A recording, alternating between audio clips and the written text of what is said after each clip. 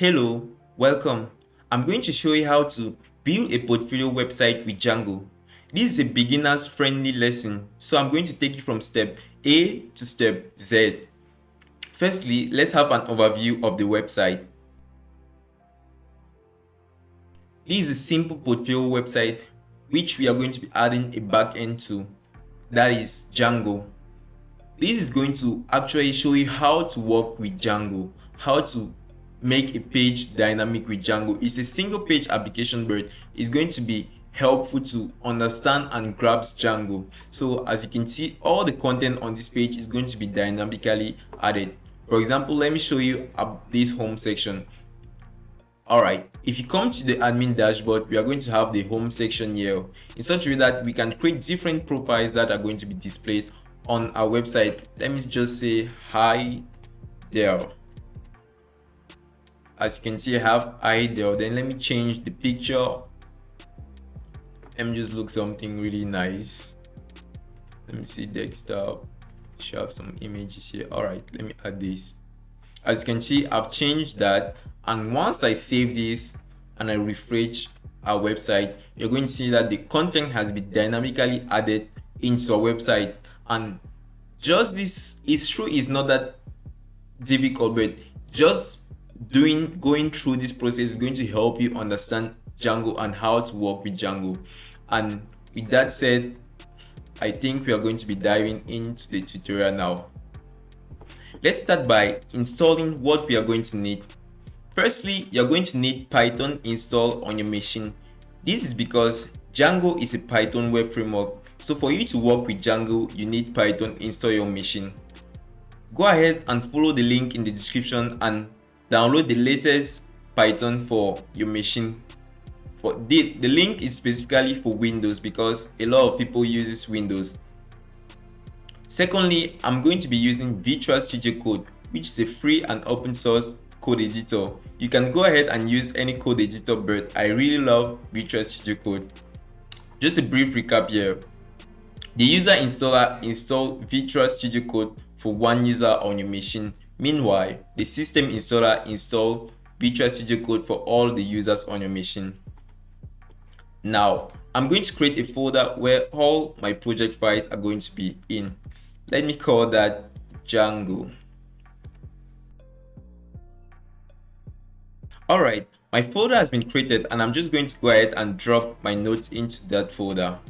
Now, go ahead and open Visual Studio Code.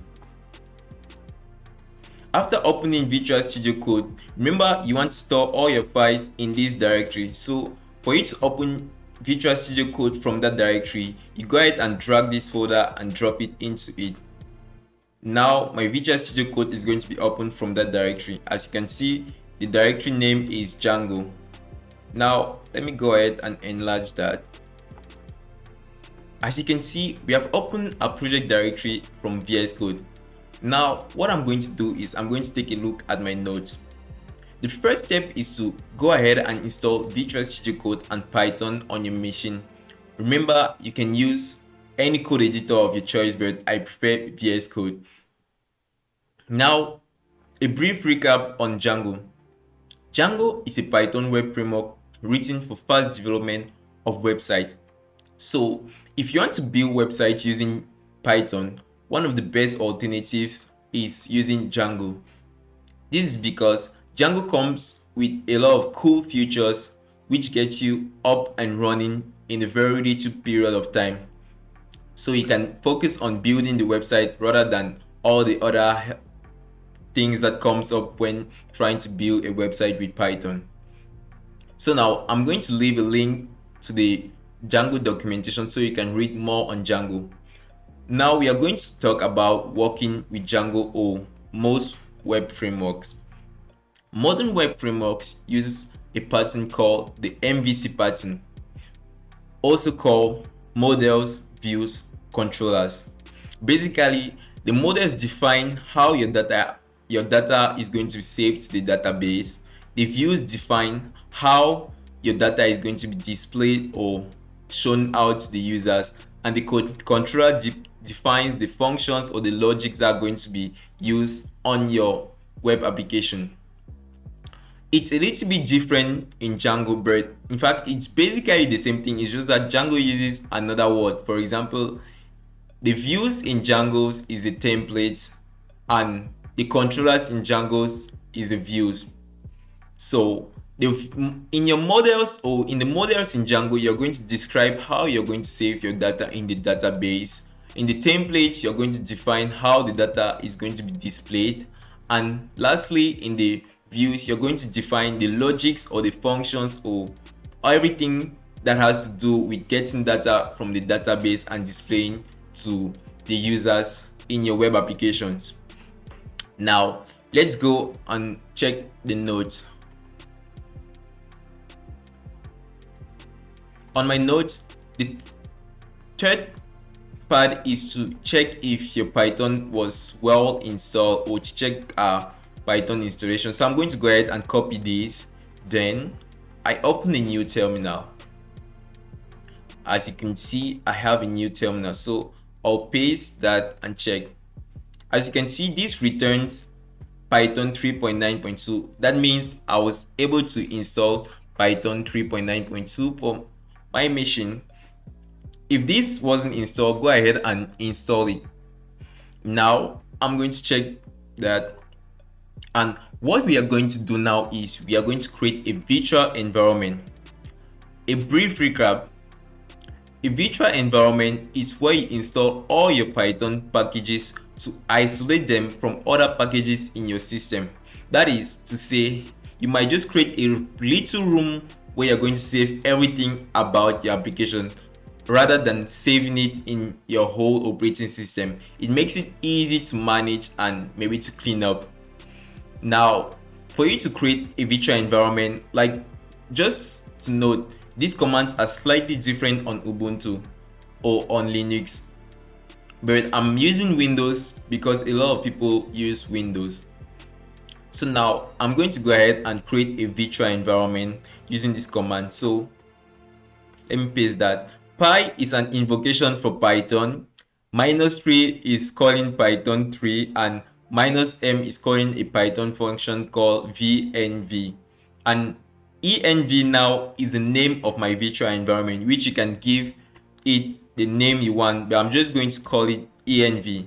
So once I click that, you're going to see that a folder here is going to be created. So I'm going to go ahead and press enter. As you can see, that folder has been created.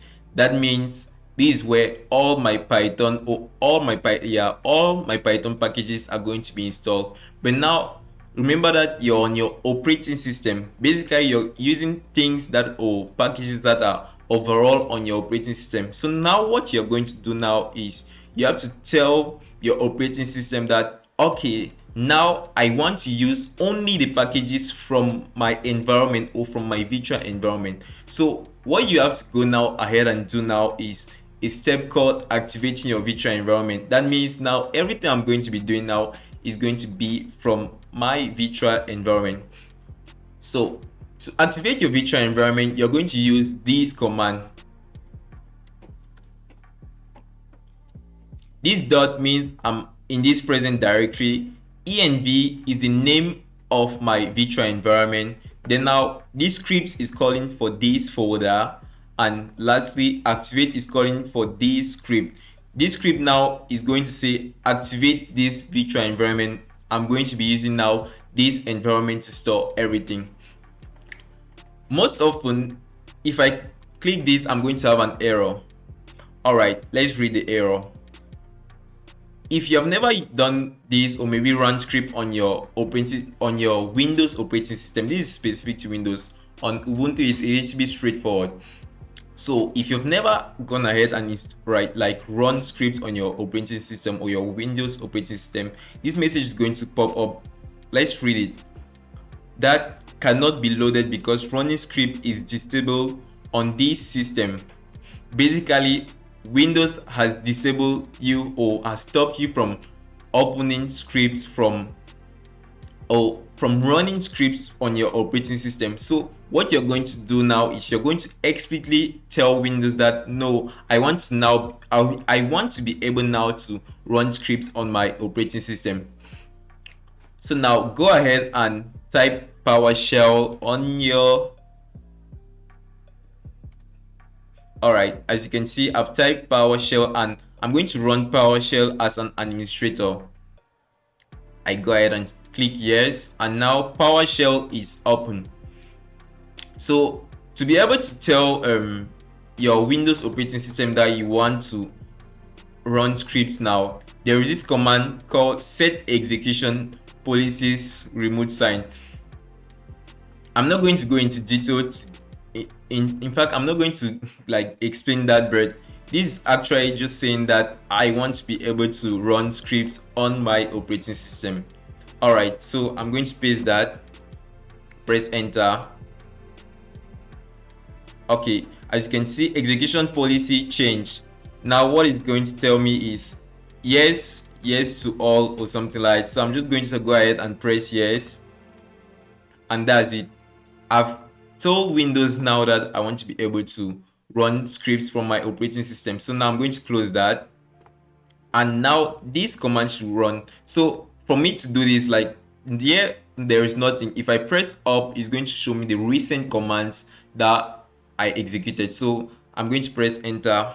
As you can see now, this worked, and you're going to see this green thing on your folder. This simply means that your virtual environment has been activated, and everything now you do, or every package you install now, is going to be installed here. Or let's say this is your virtual environment, remember, so everything you do now is going to be installed here, is going to be there. You're not using now packages from your system. You have an isolated space where you're going to be working on, or working with, or where your project is going to be in. Like I kind of think I've explained it a lot.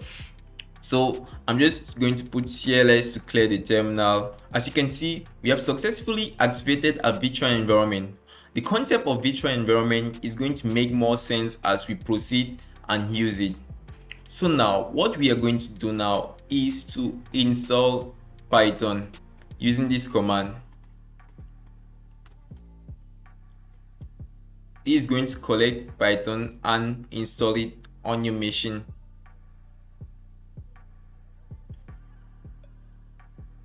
Just be patient, and that's going to install it.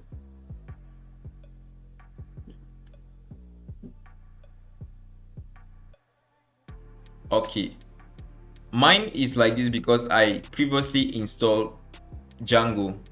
So what we are going to do now is to check our virtual environment. As you can see in the virtual environment, in the folder called site packages, you have a lot of stuff which include Django. That's just to say Django has been installed in a virtual environment. And well, just to make sure that Django has been installed, we are going to check the version of Django using this command. So I'm going to paste that, and as you can see, I've successfully installed Django 3.1.7 in my virtual environment. So let's move ahead and create a new Django project. So the Django admin start project is a command used to create a new project, and everything after this is going to be the name of a project, which I want to call mine portfolio. And I'm just going to put a dot here at the end so that it's going to create that project in this same folder. So I'm going to press enter. All right, this is my antivirus, just making sure everything is all right, but well,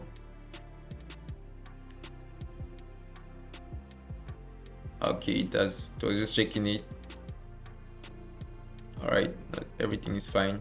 All right, so my project has been created, and just to make sure my project is up and running, I'm going to use this command python manage.py runserver, which is going to start a project on the Django development server.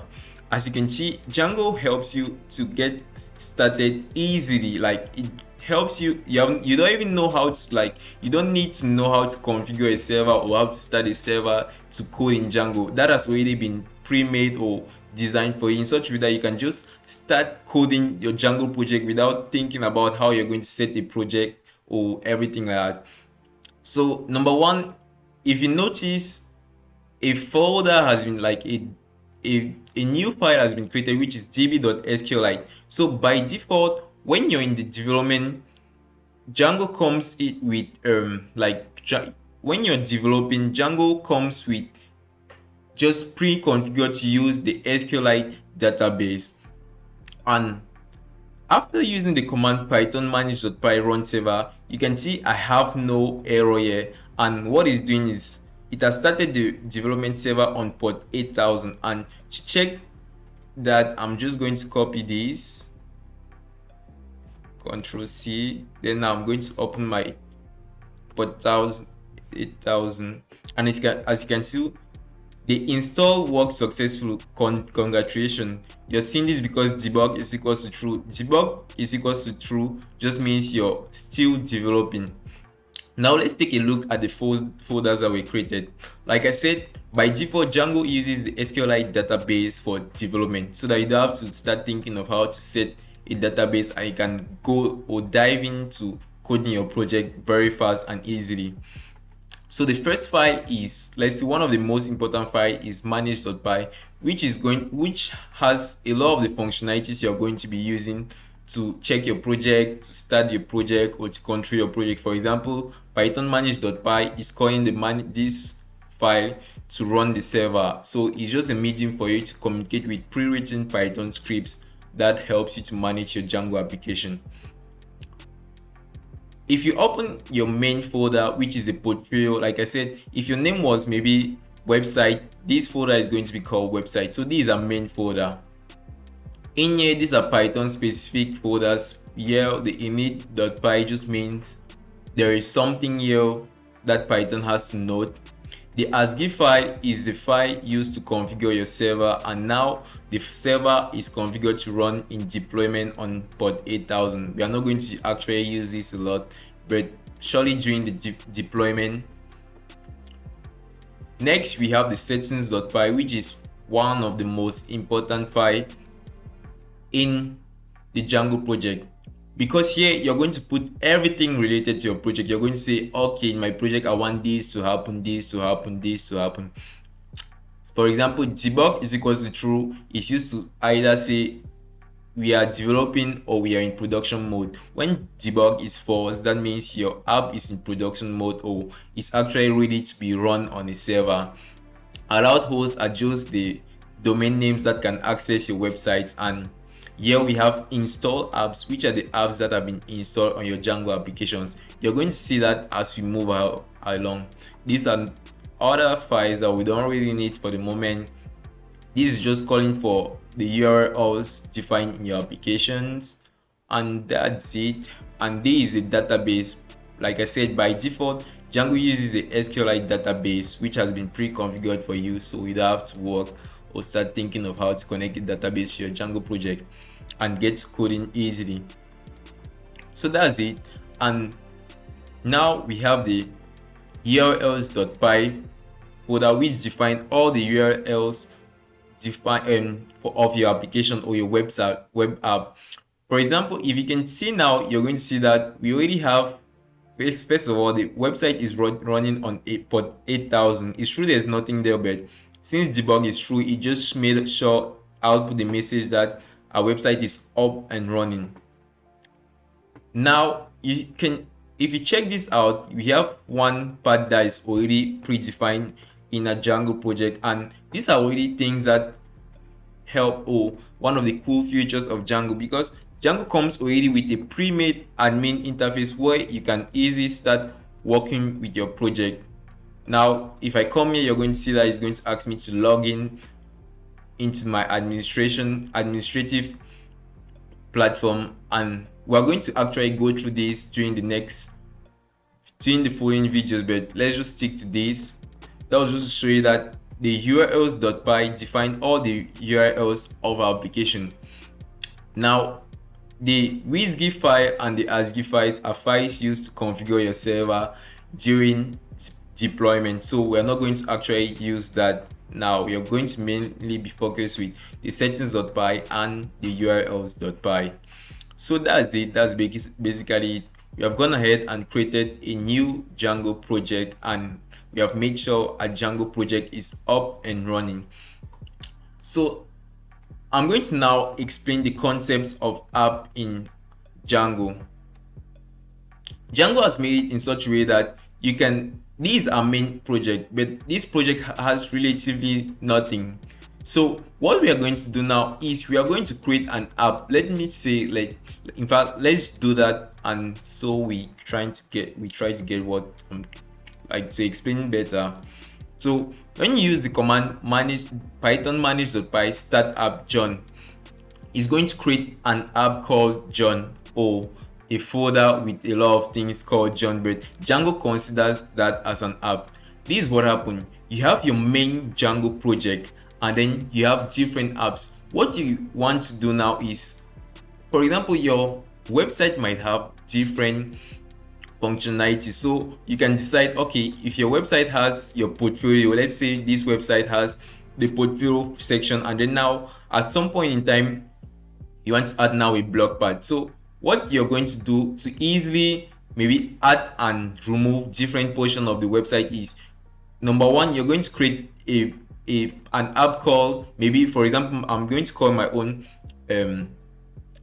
portfolio website portfolio app called, I'm going to call it John. So once I've created an app called John, later on, in fact in the app called John, I'm going to define all the functions or everything that has to do with my portfolio functionalities on that website. So after all, when I'll be moving now to creating a blog, I'm going to create another app called blog in such a way that it's going to have all the functionalities and data related to that blogging app or the blogging functionalities on my website. So that kind of create a way, in fact, that kind of make your Django application really diverse in such a way that you can plug and play. You can create an app, and then when you don't need the app, you say, okay, I don't still need this app. And then when you need it, you say, okay, I need this app. Or you can actually add different apps on your Django project. So once you have created an app, for example, using python manage.py start app John, what you want to do now next is to tell Django that, okay, I've created this app and I want to use it. So now we are going to start using the settings.py. For you to tell Django that you have actually created an app and you want to use that app in your project, you're going to come into the install app and put the name of your app. My app is called John, so I'm going to put John there. And now Django is going to recognize now that this app is part of the website. If I go ahead now and create another app, and let's say the app is called blog, I'm going to actually define it here and say, Django, okay, I've created this app called blog and you have to consider it. This is part of my website, in such a way that when I don't still need the blogging functionalities on my website, I can just go ahead and comment this out or maybe just delete it. And in such a way that you see now that your Django application is kind of diverse, you can add and remove functionalities easily. That's why you can create different functionalities in different apps in such a way that once you need this one, you can add. Once you don't need it, you can get rid of it. So that's it. I've gone ahead, I've created an app, and I've registered the app in my settings.py. So now Django is actually going to know that my app exists. So the next step now is we're going to finalize the setups for our application, or to develop our application. So in application, before moving to that, let's just take a look at what has been created.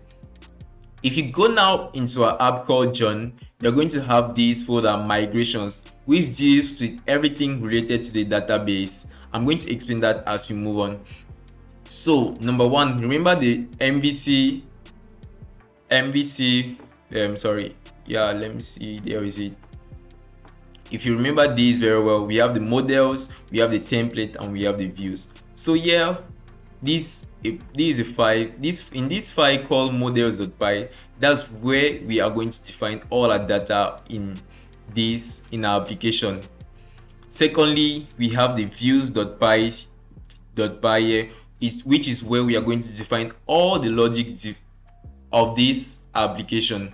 And next, when we are actually going to need a template, that is the HTML, CSS, and JavaScript, we're going to create a folder here called template, which is going to have all the templates that are going to be used to output information to or on a application. Yeah, so we have the models.py used to define our data. We have the views.py having our functions. We have the test.py used to run tests on our application, but we are not actually going to go through that. We have this, which is not actually necessary. It's just a file that tells Django that okay, the name of this app is John. All right. Then now we have the admin.py, which is actually what we are going to use now to commit, like to add data from the database into our administrative platform or site in such a way that we can actually modify the data from our website. You're going to actually appreciate that as we move on, when we are going to reach that part of the video. So that's it. This is basically what the app is. So we have set up a Django project which is called portfolio. We have the manage.py used to run these different commands which you don't actually have to cram. Then we have the SQLite, which is the database you're going to be using for development, and we have created an app.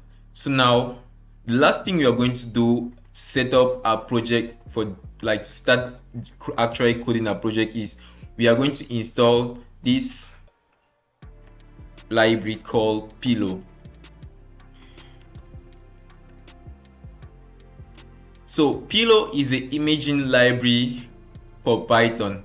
That means since on our website or on our portfolio website, we are going to actually use stuff like our picture. So for Django or for Python to be able to work with pictures, you're going to actually need this library. So with that installed, we are ready now to move to the second part of this tutorial, which is the models and admin interface, where we are going to define a data of the website or a data for the John app in the website, and then we are going to actually see how we can manipulate that data from the admin interface. So thank you for watching and see you for the next tutorial.